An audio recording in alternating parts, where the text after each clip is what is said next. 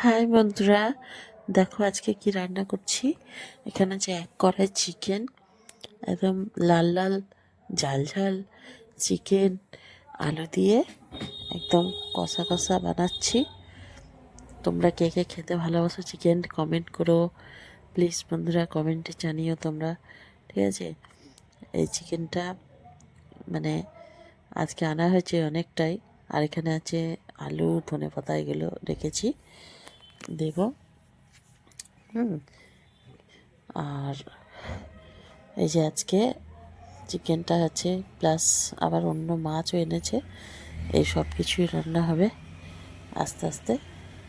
এখন এটা করছি।